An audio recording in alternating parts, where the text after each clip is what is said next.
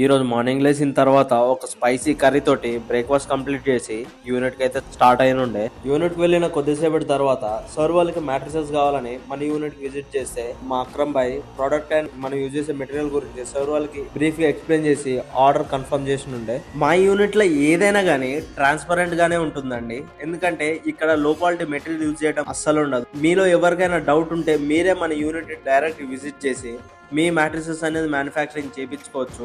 మా యూనిట్ కి విజిట్ చేసే ముందు ఒక 4-5 మ్యానుఫ్యాక్చరింగ్ యూనిట్ విజిట్ చేసి వాళ్ళు ఇచ్చే ప్రోడక్ట్ అండ్ వాళ్ళ క్వాలిటీ అనేది చెక్ చేసుకొని మన యూనిట్ కి విజిట్ చేసి ఆ క్వాలిటీ అనేది కంపేర్ చేయండి. సో దానివల్ల మీకు మేము ఇచ్చే క్వాలిటీకి ఆ ప్రైస్ వర్తా కాదనేది మీకు అర్థమవుతుంది.